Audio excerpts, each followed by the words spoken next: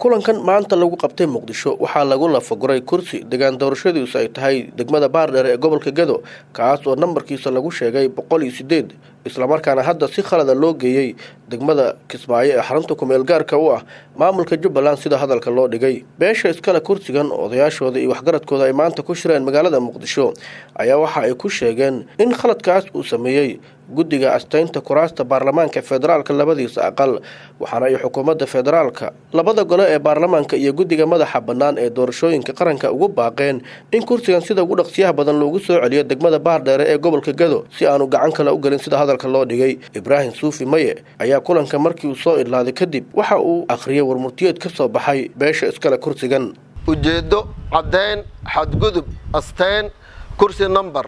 108 kaasoo hadda ku matalaya Maxamed Cali Cumar Caananuug beesha garjanta Gardheer Soomaali koow bayaankan oo aan soo saarnay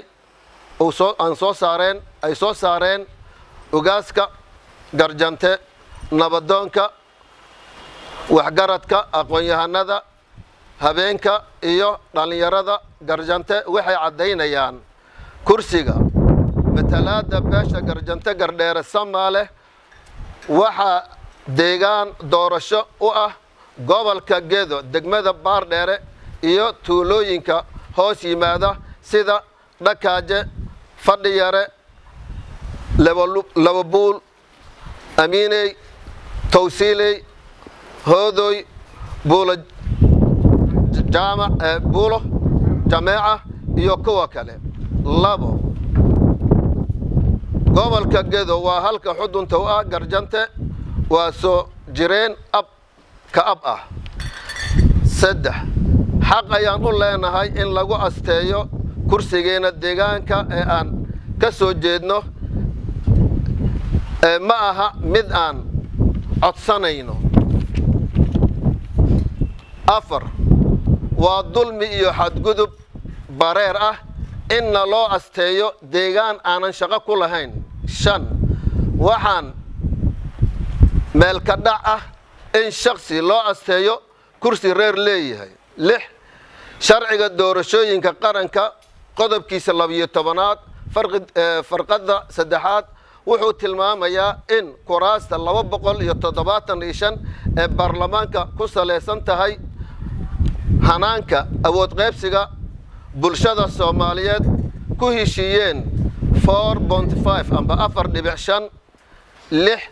beesha waxay ku baaqaysaa in si degdeg ah loo geeyo kursigeeda gobolka Gedo ee ah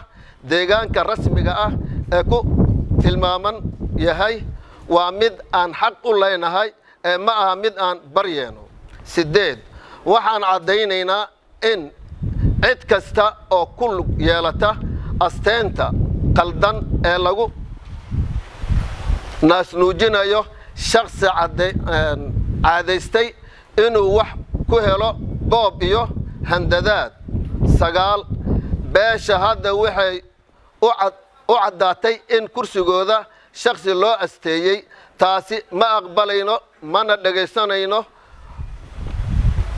gorgortana ka gelimayno 10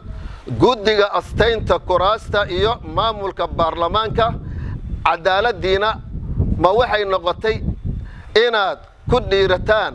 cadaalad daro xadgudub heerkaas gaaray iyo inaad burisaan sharciga doorashooyinka ee aad dhawaan